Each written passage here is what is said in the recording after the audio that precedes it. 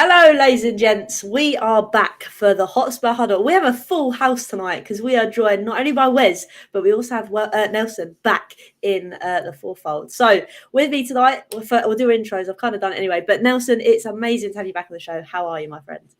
I'm feeling good. Back for a new season. Enjoyed last season, so I'm raring to go. Happy to be back. Good. We're also joined by Wes once again. Wes, how are you? Yeah, I am on the road to recovery. I've been on my sick bed near enough all week. Very, very rarely ventured out of my house because I don't really pass my germs on to other people. But yeah, on the road to recovery. Looking forward to this until we hit the FPL section, I think. But yeah, no, it should be a good show. Yeah, definitely. Obviously, we've got Tottenham to talk about because we've got Nelson as well. We're going to do a little bit of flip side of the other side of North London with a bit of Arsenal. And then we'll jump into FPL. And obviously, Wes reminded me and Nelson that the transfer window does slam shut on Friday. So we'll do a little bit of transfer talk as well. But like always, this show on a Wednesday is sponsored by none other than Kofa. So Wes, I'm going to let you fire away. Do your thing. Yeah, so it's Kofa or Kickoff Football Academy, Milton Keynes. We run lots and lots of different football sessions, and we've literally just come off the back of a really, really successful summer, providing holiday camps, which Nelson had was fortunate enough to come down for at least a week and help us out, which we're really, really grateful for. And yeah, we have all of our group sessions starting literally this coming Monday. So if you have a young Dele Alli or Leah Williamson wannabe, then please send them our way because we'd love to help them on their footballing journey. Lovely jubbly. So make sure you go check out Kofa across all the socials as well. So get involved if you can. But let's kick things off. I'm going to talk, obviously, Tottenham-Everton first, Wes, because it was a good game at the weekend. I didn't manage to throw up this time because I actually managed to eat more than just chippies this time. So what did you make of the game? I think the game itself was really, really dominant. I think from an Everton point of view, they are possibly the worst team I think I've seen at the Tottenham Hotspur Stadium. Bearing in mind we got Sheffield United last year and they were terrible. But Everton were even worse. Like Everton offered absolutely nothing. And it's a real shame because a club like Everton, who are so synonymous with playing in the Premier League, you know, having a certain identity, especially under sort of David Moyes, which I know a lot of pundits in particular speak about. But it's just so far and away gone from those times where you think Everton would be a really difficult game. Whereas I think nowadays you look at Everton and it's like, let's go fill our boots. Like, how many can we get? But I was impressed with Spurs. Really dominant, really confident performance, really attacking as well. My guy Wilson Odobert did his thing, showed a bit of a glimpse of what we can expect as well. So yeah, just a really, really good day at the office, and the toffees tasted rather sweet on Saturday. But I think the day itself for me was just brilliant. Obviously, being back at Spurs, seeing your good self, Holly, seeing Jay, seeing a couple of other people that I haven't seen in a while as well. So yeah, really just a really good day, even though I wasn't feeling 100%, I have to say. No, that's the thing. I think it's even better when you get a win, and a convincing win, to say the least. Because obviously, Nelson, Wes mentions a little bit how dire Everton are. I mean, they can't even roll the Sean Dyche ball anymore because they currently have him. How do you kind of see their season going down for them? Is it a bit of a struggle? Do you think they're going to bring themselves back up? I think, Holly, when everyone made predictions at the start of the season about where everybody would finish, I think the three promoted clubs were probably the three that everyone I think predicted, or maybe the majority predicted, would be relegated. But after seeing Everton after the first two games, I think you have to put them in that conversation as well. I don't think Sean Dyche is going to offer anything to actually develop this team. They've obviously lost a huge player in Onana who's gone to Aston Villa as well. So I don't see where that security can come in midfield that he offers. So it's going to be a very long, tough season for the Toffees. My mate actually went to the game that you guys went to on the weekend. And instead of Toffees, he was filling up the amount of Coronas after the game because he just couldn't hack it. He just said that it was abysmal. He said that they just looked dire. There's nothing. There's no life, no energy. So it's going to be a very long season for Everton, very long one. I kind of feel for them a little bit because I don't really have a grudge against Everton. I really like the club. You'd rather the other lot of Merseyside would be going down, not necessarily them lot. But yeah, it's going to be a long, rough season for them. But Nelson, I'm going to stick with you because obviously your boys also managed to get a win at the weekend. What did you kind of make of it? I mean, Trossard annoyed me with his celebration, but fair play to him. It was a good, well taken goal. Yeah, I mean, it was a good result for us. I think heading into the game, I wasn't very confident just because Aston Villa have been our bogey team. And obviously, good evening from everybody here at North London because we had one over Unai, which I'm very happy about. But Unai has been probably Arteta's biggest enemy alongside Pep in terms of trying to get the tactical side of things. I think Arteta got it right on Saturday evening. So I think after 2 games, 6 points, I think we're very happy. And I think heading into the next game as well, I think that can build confidence. I don't think it's a statement win, but I think it's something for the players to mentally get over because, that was probably the game last season that everyone would argue against Villa. I remember Wes texting me after Ollie's chip and how deadly and how much of a dagger that was to Arsenal season. So I think getting this one over, I think, would probably be a huge psychological boost for the squad. So yeah, good win. I was going to say, it's 2 massive confidence boosts for both our clubs in that kind of sense. Because obviously, Wes, we do obviously head to St James's Park at the weekend. And as for us, we kind of know that is a psychological battle that we normally never come on top of. So how important will this game be, do you think? Yeah, I think it's going to be a really, really interesting game, really interesting battle, especially given our record against Newcastle or at St James's in particular the last couple of seasons. I think you could probably argue since the Saudi takeover, really. I know they were we were their first opponents when the takeover sort of happened, and we kind of spoiled the party. But I think since then, obviously, we all sort of know what's happened, and I think Nelson, saying that Arsenal, from the players' point of view, that psychological, like getting over that with Villa. I think if Spurs were to get a win, I think that would be huge psychologically because it's a bit of a monkey off our backs, given the last 2 performances that we've had there. But I have this feeling that this Newcastle team don't seem to be kind of, I think, where people expected them to be, especially at this point. Given the takeover, etc. I mean, I think they're going to have pretty much a 7-a-side team full of goalkeepers fairly soon. So, and I think they're after James Trafford as well from Burnley, which makes 0 sense. So yeah, it's going to be an interesting one. I watched them against Bournemouth, didn't look great. So yeah, I think Newcastle have got a little bit of a point to prove. But typically for Spurs, one of their best players is coming back in Tonali, who I think is also starting tonight for them against Forest. So he's going to get some minutes under his belt, and he should be fit and firing for them just in time for when we travel. But yeah, I think it'll be a really, really good game. The one thing I do like about Spurs Newcastle games is they are always entertaining and there is always goals. It's just not always in our favour, unfortunately. Yeah, I was going to say it was not fun the last couple of seasons. But Nelson, as well for you, because obviously you've got Brighton up next and they started the season quite well as well. So how are you kind of feeling going into this one? I mean, got to shout out a man like Welbs for doing his thing first 2 games of the season, 100 club goals in his career. I think it's going to be a good test for us again. I think Brighton have looked very good under their new manager, especially the use of the wingers on the side, Mitoma and Minter as well. So I'm very much looking forward to seeing Brighton play. I think they're a very good side. I think Brighton over the years, I think there was a post this week I saw on Instagram about the team that beat United and how the total I think transfer value of that squad was roughly 78 million compared to United. So if you look at Brighton's recruitment, I think Wes has said it time and time again, their recruitment has been absolutely flawless. The players that they're able to bring in, the plans that they have if they do sell someone on and then bring in someone else, I think you got to give credit to the recruitment team there at Brighton. So I think heading into Saturday's game, I think both teams will be feeling very confident. 2 wins on a bounce.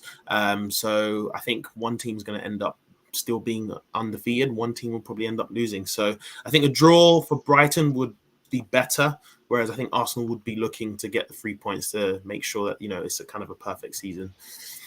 It's going to be a difficult one because obviously the game after that is pretty much North London Judgment Day, isn't it, Wes? So we want to keep the momentum going for both clubs. But obviously with this Newcastle game, with obviously Arsenal having Brighton, it's going to be a really important match, I think. More important, I think, than obviously we kind of feel at the moment, if that makes sense. Yeah, no, I think obviously Derby Day coming ridiculously early in the season this time round. Not much time, I think, for both clubs to sort of get themselves, fully acquainted with lots of different things. So yeah, but we all know form goes out the window on Derby Day. We know that Arsenal in particular, the last 2 seasons have been extremely dominant at the Tottenham Hotspur Stadium after we've battered them on and off the pitch, pretty much. When they first came, when it was full anyway, with fans. So yeah, Derby Day's looking even more tasty, I'd say, this year than perhaps the past couple of years. I think that's probably down to the fact that Spurs have been in big transition. I think the difference in that is when Arsenal have been through transition, they've still had something to kind of nail their hat on, if that makes sense. They've still had game changers in their team, whereas Spurs haven't really had that. And I think that's probably why when Arsenal have beaten Spurs, even though Arsenal have been going through transition, I think that's probably why that's happened. Whereas with us, the transition's been sort of, we had a transition, then it stuttered, then we've gone through another one, and it was, we've been a bit more stop-start with that, whereas Arsenal's was a bit more gradual in terms of phasing out the older players and players that didn't want to be there, and bringing in the players and the squads to build that Arteta has wanted. And I think it Derby Day always promises to be a good game, and I think this one's going to be no different. I think so too, and I think that's the thing, Nelson. It's quite exciting where obviously sometimes there's parallels between Tottenham and Arsenal in terms of the way they kind of want to play football, etc., etc. But with Arteta at the helm, and obviously Ange kind of bringing that philosophy back into Tottenham of that attacking way, do you think this might be the closest maybe North London derby we've seen, or do you think it's kind of, again, form goes out the window, like it is what it is? Yeah, I think Ange, I think, is bringing back a factor that I think has been missing since Mauricio. And I've always told Wes this, that I've always hoped that the North London derby will be on a bigger scale, not just your Premier Leagues, but actually fighting for trophies, your finals. And I think hopefully Ange brings that back to Spurs to then have North London derbies competing at probably the highest level.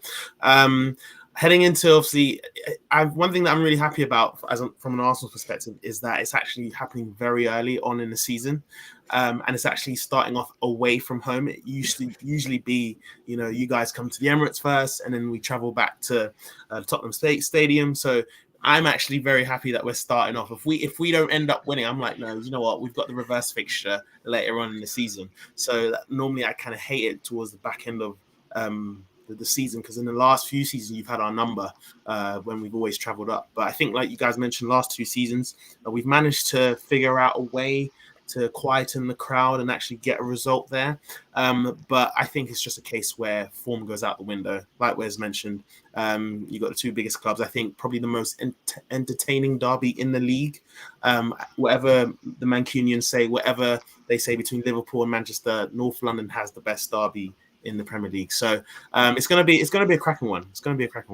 Preach it. It's going to be a good one, like you say, and we've still got a week to kind of process this game, and hopefully both of our teams, I mean, obviously Spurs riding high, more confident than Arsenal, but to kind of keep the level playing field, Nelson, I think you're right. It's going to be an interesting one. But Wes, I'm going to talk about FPL, and I'm going to give you one first, so you can get it out of the way. So as you guys all know, there has been, obviously, we've been doing a FPL League this year.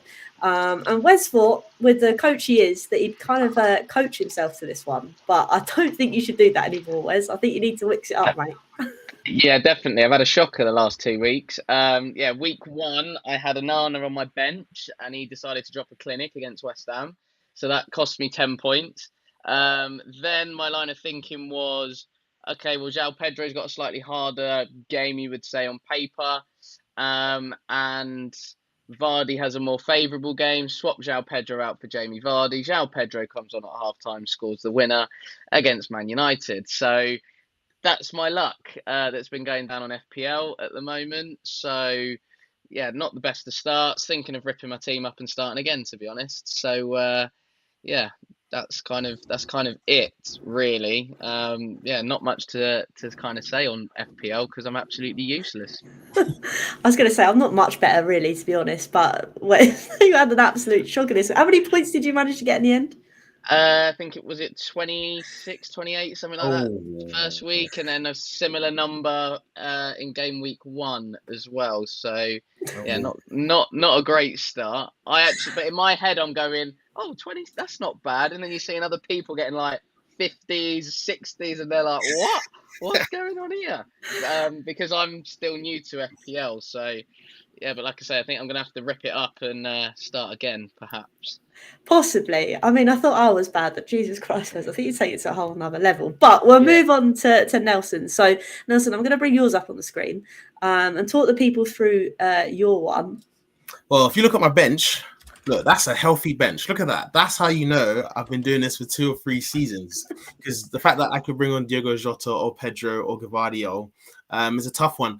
I always tend to favor teams that are playing at home during fantasy, just because that they would likely get a return, whether it's an assist or goal or shots on target now, which they do award this season.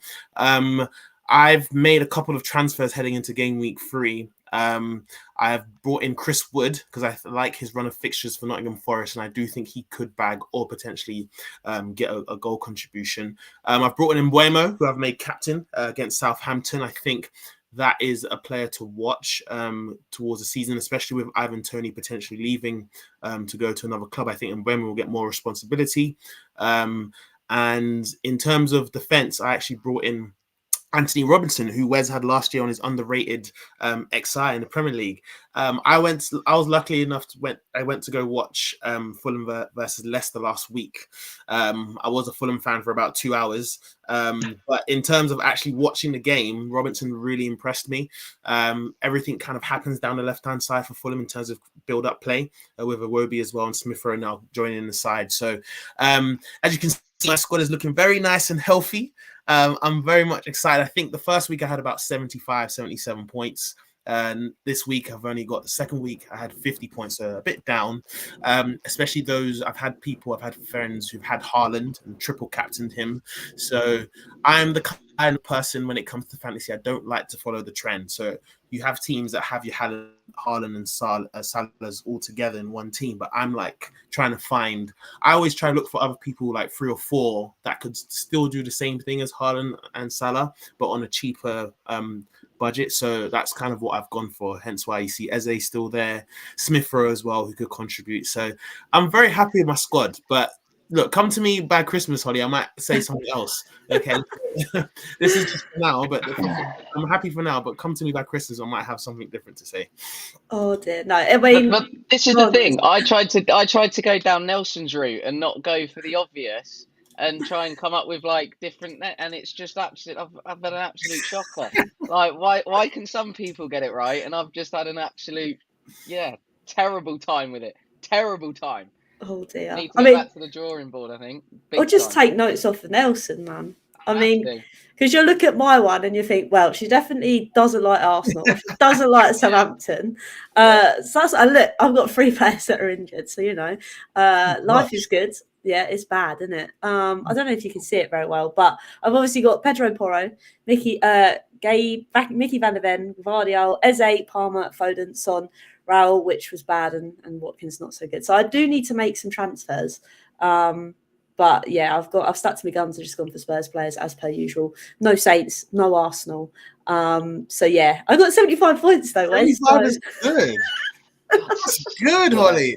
But you're ranked to 99. And it says that you're ranked to 99 in your classic leagues, your invitational leagues. If you scroll down, I don't even know what half that means, to be honest. So I'll take it. That's good. 75 is really good, above average. So yeah. Get me in, man. I'm well good at this game. But no, like I said, we're going to try and every week kind of dissect FPL a little bit. Obviously, Matty is now in the league as well, so we'll be looking out for you too. But we're going to move on away from FPL because my background's having an absolute fit at the moment. But we're going to talk about the fact that the transfer window is slamming shut. Now, Nelson, I'm going to come to you first because obviously I hate Southampton, and the rumours are that Aaron Ramsdale is potentially going to Southampton. So how do you kind of feel for that move if it does manage to go through? I think Ramsdale's journey at Arsenal was quite a sad one, in my opinion, from an Arsenal fan's perspective, because when you look at the transition that we've made, I think Ramsdale was a key to that transition, and for him to just be nudged out like that by Raya, for me, it's actually quite sad, just because I felt, especially I think last season when we had our first Champions League game back for I think roughly a decade. As a fan, I would have just wanted Ramsdale to be in there, just because he was the one part of that squad that helped us get, to that near finish of the Premier League title. But I think if he does move, I think that'll be a good move to him to kind of revive his career. Still managed to get picked for the Euros despite not really playing much as well. So I think him getting some game time will be really important for him. So I think he's still a good keeper, still lapses of concentration there, which he admitted to himself. But I think since that interview, I think he's actually improved. And he's still known for, ball distribution, playing the ball at his feet. So I think that would be a good pickup for Southampton. He would get regular minutes, and it could be the difference to them actually staying up as well. So I think that would be a good move if Southampton do end up getting Ramsdale. It's literally like my worst nightmare. Arsenal giving a player for Southampton to stay up, but here we are. No, I think you're right. I think, like you said, he's going to get a lot of game time there. And to be fair to Southampton, they need a goalkeeper because they are struggling bad without one. But Wes, I'm going to come to you because obviously there's been some rumours floating around that Spurs are still potentially going to get another signing through the door. Who is that going to be, do you think? I mean, that's quite a broad question. I'm going to throw it to you anyway. Jeez, yeah, throwing me in there. Listen, I put it this way: nobody expected us to sign Wilson Odobert. Not even me. I just got asked who I would like us to sign, and my answer was either Luca Koleosho or Wilson Odobert. And I think, as I mentioned earlier, I think Odobert showed some really good glimpses on Saturday of what he can do, and the people that I was sitting next to and stuff like that, and text a few people as well. Said, like, go on then, like, what do you think? And they were like, yeah, we'll have him. He's good. So that's good enough for me. But yeah, I think we're short defensively. I would like us to bring in a defender, left-sided. I think the dream for me would probably be Hincampe. But do I see it? Probably not now. I think that move would have probably happened earlier on in the window. But yeah, I just think we're slightly short at the back. Midfield and attacking wise, I personally think we're okay. I know a lot of people think we're still short in those departments, but I mean, there's only so many like midfielders and forwards and wingers that you can have. So yeah, I just think defensively. I also think that having a backup goalkeeper is an area that I think Spurs need to address. But that, in my mind, that we're probably a year. I'll be saying that more this time next year of like, right, let's go and get a backup goalkeeper or, another goalkeeper, at least to really fight and challenge Vicario. But yeah, maybe a defensive player would be nice. Like I say, my dream is Hincampe, but can't see Leverkusen letting him go this late in the window, knowing that time's against them to find a replacement. So that will be unfortunate. But I also want to make the point of homegrown players, because Tottenham need to sign some homegrown players. We are really short on that. And a lot of our recruitment over the last 3 years in particular has, maybe even 4, has been a lot on foreign players.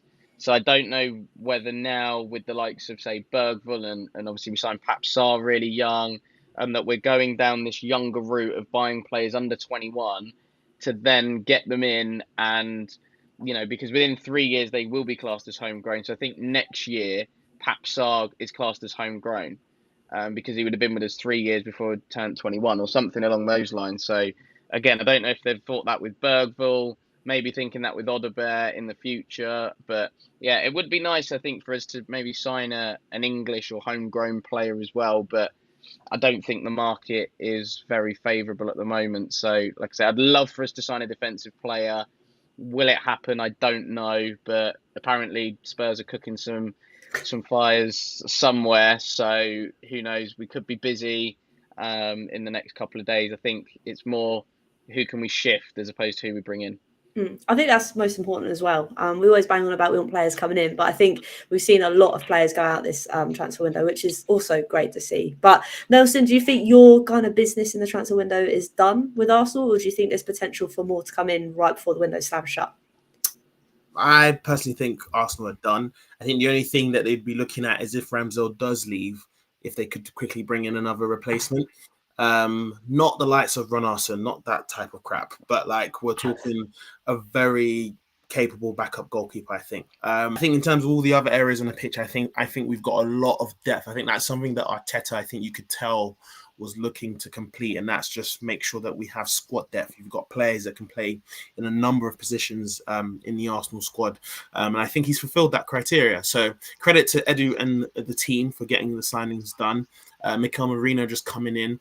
I think that's potentially scary hours. That's just what I'm just saying, because I think he is a very good, very good signing. But I've been interested in seeing some of the other signings as well, or potential signings that could happen in the transfer window with it kind of coming to the wire on Friday. I was going to say, who do you think that is, Nelson? Stay with you. You kind of dangled the carrot down. You got to roll with it. Yeah. I mean, obviously, Arsenal have bought a lot of people, but I think they're now looking to begin to sell. And one name that's come out is Eddie Nketiah, originally born South London, potentially going back to Crystal Palace, or as me and Wes know, as Mandem FC. So I think bringing back the original SE Don back to Crystal Palace will be very good for him in particular. Fun fact: he actually went to my secondary school and was in 2 years. Was in my same. Oh, school friends.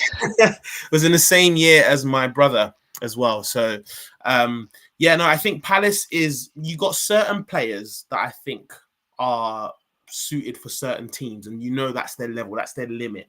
And for me personally, as much as Eddie Nketiah was a gem in school, I just think that Crystal Palace or an Everton is his team, for him to be the main man, for him to get the goals. I think the other day when I watched Fulham versus Leicester, how do you pronounce his name? Bobby de Corvida-Reid? I forgot. Yeah. I just look at him, and most of the Fulham fans were very happy with his output for Fulham, but I just looked at him and said he looks like a Dwight Gale type of player to me.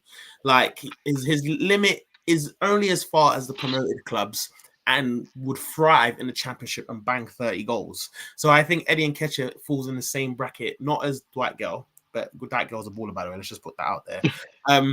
But in the sense that Eddie Nketiah should be playing for a mid-table club. And I think Palace is one of them. And him linking up potentially with Eze, for me, sounds very exciting as just a football fan in general. Obviously, Eze's missed his best friend Elise, doing things out there in Bayern. And I think Eze needs someone to kind of pick off. And Mateta's come back in the squad. So, yeah, I think so far, Eddie Nketiah is the one that I've looked at. I haven't looked at any others throughout the transfer window. I know Darwin Nunez's name has been kind of going about. Ivan Toney's another one as well, potentially heading to Chelsea. But how many more players do these guys need? Like, how many more, Holly, do these guys need? It's ridiculous at this point. Absolutely ridiculous. It is mad. It's literally like a shopping list. Oh, it's probably like my shopping list when I go to Lidl and pick up all the crisps. It's that same kind of vibe. But Wes, I'm going to throw the same sort of question at you. Is there a player that you think, kind of like on Nelson's vibe, that you think is going to move, that's going to do wonders for the club, or that has already moved to a club, so to speak, and think it's going to have a great season? I'm going with a player that's already moved. He said in the Euros that Andre's not his name, mate. Amadou Onana to Villa, for me, is the signing of the summer. I know Spurs were linked with him, and I was a little bit unsure, I have to say. But I think watching him at the Euros and seeing him, especially on his debut against West Ham, I was there like, I need this brother in my life. Like, seriously. And watching his interview afterwards, it looked like he'd rolled straight from like South London, and then just ended up in East London and just had a kickabout. But no, I think his athleticism in midfield is really going to add something to Villa's midfield. I'm not saying he's an upgrade on Douglas Luiz. I think he offers something completely different. But I just think him under Unai Emery, I think he's already spoken about how Emery's done a lot with him tactically as well. I think his relationship with Tielemans, not only from Belgium, But now going into club level, I think is going to be key. And watching him at the Euros, I think he was Belgium's best player by a long stretch. Because again, Belgium were really underwhelming at another big tournament. That's been happening for Belgium for the last decade or so now. But yeah, I think Amadou. Andre's not his name, mate. Amadou Onana to Villa for 50 mil is my signing of the summer. And I think looking at the way Everton were on Saturday, I can see why he wanted to get out at that point, because you could sort of get that sense of he was probably doing everything in that midfield, because Idrissa Gueye can't run. Decore is on his way down. Irabunum's then stuck there and he's like, well, I'm only a kid. And so I'm having to do the work of other people. James Garner is, he's more of a technician type midfielder, get it, give it. So yeah, I think Onana's got out of Everton at a really good time, and I think him going to Villa now, I think he'll really excel as well in the Champions League. So yeah, for me, Amadou, not Andre, Onana to Villa, my sign in the summer. Wow, that is a good shout. But obviously, Matty's just said that apparently Ramsdale to Southampton on a permanent transfer is a here we go. So that is very, very interesting. Thanks, Matty. I do hope they go down, but anyway. They will do. They will do with Ramsdale in there anyway. He loves a relegation, that geezer, honestly. But yeah, it'd be interesting to see what actually happens until the transfer window shuts. But I think that pretty much concludes us for tonight. Obviously, it's been a very good show. It's very nice to have you back, Nelson. So thank you very much to give your kind of take on things as well. We're going to do our round the table, say our goodbyes as normal. So Nelson, I'll come to you first. Thank you once again. Where can everybody find you? Thank you for having me again, Holly. A new season, off we go. You can find me on Instagram at nnatumba25. So that's NNTUMBA25. Lovely stuff. And also, Wes, we're going to do the outro that I always like to have. So far away, my friend, where can the people find you? Well, this week on my deathbed, to be honest. But usually it's Twitter at Wezo10, the unofficial Moussa Dembele fan account, as everybody knows by now. Instagram's at Wezo32. Usually at a Spurs game, or I was previously. I don't think I'll be getting to go to many, or as many as I was going to previously. Change of circumstances, change of seats, all of that jazz in there. But yeah, I'm hoping to be at as many home games in particular as I can be this year. Coaching wise is Kickoff Football Academy or at Kofa MK across all the socials. And football content with hopefully some other bits and pieces coming. Was due to get a bit of a pre-recorded show on the go this week, but health decided it had other ideas. So hopefully I can get that out next week. But it's at WM32 Football on YouTube and TikTok and Instagram for that stuff. So yeah, Holly, that is it. That is a wrap. Boom. I love it. Holly's Hotspurs will be back Monday, and then we'll have this show again on Wednesday, where we'll probably talk about the transfers that have officially happened, FPL once again, and hopefully Wes has made some big boy transfers because you need it, mate. But yeah, make sure obviously you subscribe to the channel, go follow these guys, and like we always say, I can't say it because Nelson is here, but we'll see you next week. But until then, have a good one.